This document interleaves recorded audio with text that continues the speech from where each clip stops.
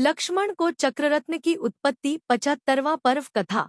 अथानंतर गौतम स्वामी कहते हैं कि हे श्रेणिक, युद्ध की यह विधि है कि दोनों पक्ष के खेद खिन्न तथा महाप्यास से पीड़ित मनुष्यों के लिए मधुर तथा शीतल जल दिया जाता है। क्षुधा से दुहखी मनुष्यों के लिए अमृततुल्य भोजन दिया जाता है। पसीना से युक्त मनुष्यों के लिए आह्लाद का कारण गोशीर्ष चंदन दिया जाता है। पंखे आदि से हवा की जाती है। बर्फ के जल के छींटे दिए जाते हैं तथा इनके सिवाय जिसके लिए जो कार्य आवश्यक हो उसकी पूर्ति समीप में रहने वाले मनुष्य तत्परता के साथ करते हैं। युद्ध की यह विधि जिस प्रकार अपने पक्ष के लोगों के लिए है उसी प्रकार दूसरे पक्ष के लोगों के लिए भी है। युद्ध में निज और पर का भेद नहीं होता। ऐसा करने से ही कर्तव्य की समग्र सिद्धि होती है। तदनंतर जिनके चित्त में हार का नाम भी नहीं था तथा जो अतिशय बलवान थे, ऐसे प्रचंड वीर लक्ष्मण और रावण को युद्ध करते हुए 10 दिन बीत गए। लक्ष्मण का जो युद्ध रावण के साथ हुआ था वही युद्ध रावण का लक्ष्मण के साथ हुआ था, अर्थात उनका युद्ध उन्हीं के समान था। उनका युद्ध देख यक्ष, किन्नर, गंधर्व तथा अप्सराएं आदि आश्चर्य को प्राप्त हो धन्यवाद देते और उन पर पुष्पवृष्टि छोड़ते थे। तदनंतर चंद्रवर्धन नामक विद्याधर राजा की 8 कन्याएं आकाश में विमान की शिखर पर बैठी थीं। महती आशंका से युक्त बड़े बड़े प्रतिहारी सावधान रहकर जिनकी रक्षा कर रहे थे, ऐसी उन कन्याओं से समागम को प्राप्त हुई अप्सराओं ने कुतूहलवश पूछा कि आप लोग देवताओं के समान आकार को धारण करने वाली तथा सुकुमार शरीर से युक्त कौन हैं? ऐसा जान पड़ता है मानो लक्ष्मण में आप लोग अधिक भक्ति धारण कर रही हैं। तब वे कन्याएं लज्जित होती हुई बोली कि यदि आपको कौतुक है तो सुनिए। पहले जब सीता का स्वयंवर हो रहा था तब हमारे पिता हम लोगों के साथ कौतुक से प्रेरित हो सभा मंडप में गए थे। वहां लक्ष्मण को देखकर उन्होंने हम लोगों को उन्हें देने का संकल्प किया था। वहां से आकर यह वृत्तांत पिता ने माता के लिए कहा और उससे हम लोगों को विदित हुआ। साथ ही स्वयंवर में जब से हम लोगों ने इसे देखा था तभी से यह हमारे मन में स्थित था। वहीं लक्ष्मण इस समय जीवन मरण के संशय को धारण करने वाले इस महासंग्राम में विद्यमान है। सो संग्राम में क्या कैसा होगा यह हम लोग नहीं जानती, इसीलिए दुखी हो रही है। मनुष्यों में चंद्रमा के समान इस हृदयवल्लभ लक्ष्मण की जो दशा होगी वही हमारी होगी, ऐसा हम सबने निश्चित किया है। तदनंतर उन कन्याओं के मनोहर वचन सुन लक्ष्मण ने ऊपर की ओर नेत्र उठाकर उन्हें देखा। लक्ष्मण के देखने से वे उत्तम कन्याएं परम प्रमोद को प्राप्त हो इस प्रकार के शब्द बोली कि हे नाथ, तुम सब प्रकार से सिद्धार्थ हो, तुम्हारी भावना सब तरह सिद्ध हो। उन कन्याओं के मुख से सिद्धार्थ शब्द सुनकर लक्ष्मण को सिद्धार्थ नामक अस्त्र का स्मरण आ गया, जिससे उनका मुख खिल उठा तथा वे कृतकृत्यता को प्राप्त हो गए। फिर क्या था, शीघ्र ही सिद्धार्थ महास्त्र के द्वारा रावण के विघ्न विनाशक अस्त्र को नष्ट कर लक्ष्मण बड़ी तेजी से युद्ध करने के लिए उद्यत हो गए। शस्त्रों के चलाने में निपुण रावण जिस जिस शस्त्र को ग्रहण करता था, परमास्त्रों के चलाने में निपुण लक्ष्मण उसी शस्त्र को काट डालता था। तदनंतर वजा में पक्षराज गरुड़ का चिन्ह धारण करने वाले लक्ष्मण के बाण समूह से सब दिशाएं इस प्रकार व्याप्त हो गई जिस प्रकार की मेघों से पर्वत व्याप्त हो जाते हैं।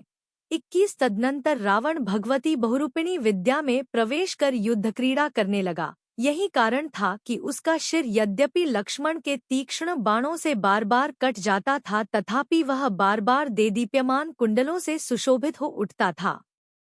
एक शिर कटता था तो 2 शिर उत्पन्न हो जाते थे और 2 कटते थे तो उससे दुगुनी वृद्धि को प्राप्त हो जाते थे। 2 भुजाएं कटती थी तो 4 हो जाती थी और 4 कटती थी उससे दूनी हो जाती थी। हजारों शिरों और अत्यधिक भुजाओं से घिरा हुआ रावण ऐसा जान पड़ता था मानो अगणित कमलों के समूह से घिरा हो। हाथी की सूंड के समान आकार से युक्त तथा बाजूबंद से सुशोभित भुजाओं और शिरों से भरा आकाश शस्त्र तथा रत्नों की किरणों से पिंजर वर्ण हो गया। जो शिर रूपी हजारों मगरमच्छों से भयंकर था तथा भुजाओं रूपी ऊंची ऊंची तरंगों को धारण करता था, ऐसा रावण रूपी महाभयंकर सागर उत्तरोत्तर बढ़ता जाता था। अथवा जो भुजारूपी विद्युत दंडों से प्रचंड था और भयंकर शब्द कर रहा था, ऐसा रावण रूपी मेघ शिररूपी शिखरों के समूह से बढ़ता जाता था, भुजाओं और मस्तकों के संगठन से, जिसके छत्र तथा आभूषण शब्द कर रहे थे। ऐसा रावण एक होने पर भी महासेना के समान जान पड़ता था।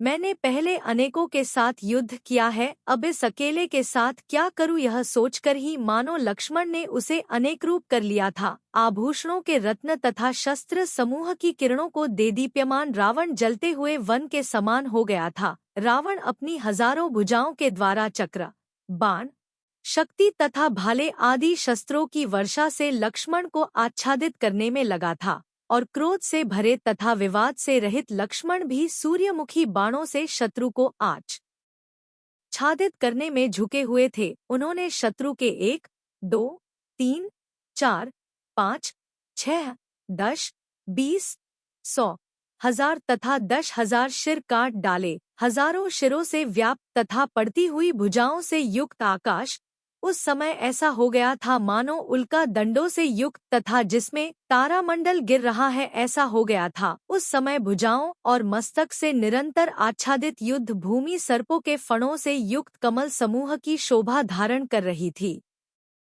उसके शिर और भुजाओं का समूह जैसा जैसा उत्पन्न होता जाता था, लक्ष्मण वैसा वैसा ही उसे उस प्रकार काटता जाता था जिस प्रकार की मुनिराज नए नए बंधते हुए कर्मों को काटते जाते हैं।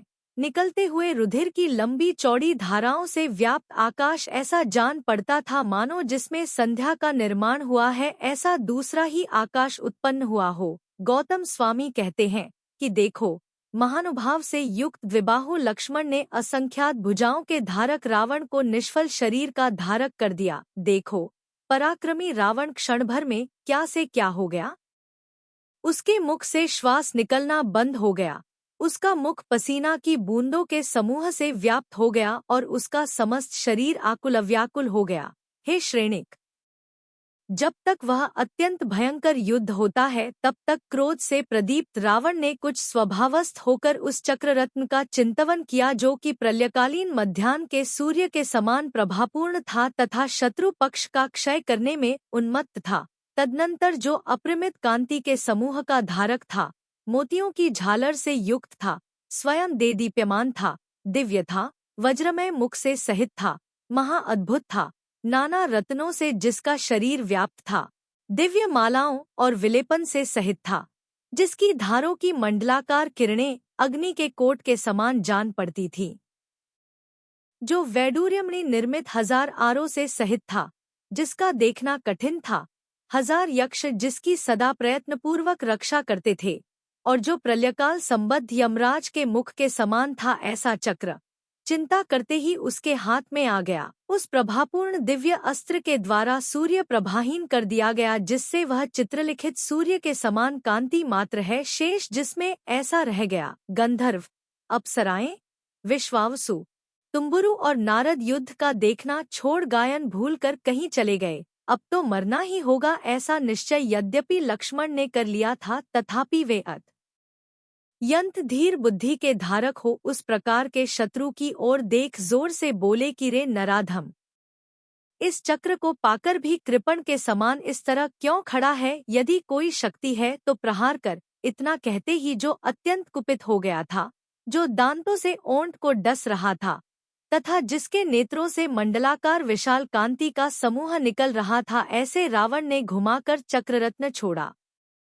वह चक्ररत्न क्षोभ को प्राप्त हुए मेघमंडल के समान भयंकर शब्द कर रहा था, महावेगशाली था और मनुष्यों के संशय का कारण था। 52-53 तदनंतर प्रलयकाल के सूर्य के समान सामने आते हुए उस चक्ररत्न को देखकर लक्ष्मण वज्रमुखी बाणों से उसे रोकने के लिए उद्यत हुए। रामचंद्र जी एक हाथ से वेगशाली वज्रावर्त नामक धनुष से और दूसरे हाथ से घुमाए हुए तीक्ष्ण मुख हल से, अत्यधिक क्षोभ को धारण करने वाला सुग्रीव गदा से, भामंडल तीक्ष्ण तलवार से, विभीषण शत्रु का विघात करने वाले त्रिशूल से, हनुमान उल्का, मुदगर, लांगूल तथा कनक आदि से, अंगद परिक से, अंग अत्यंत तीक्ष्ण कुठार से और अन्य विद्याधर राजा भी शेष अस्त्र शस्त्रों से एक साथ मिलकर जीवन की आशा छोड़ उसे रोकने के लिए उद्यत हुए, पर वे सब मिलकर भी इंद्र के द्वारा रक्षित उस चक्ररत्न को रोकने में समर्थ नहीं हो सके।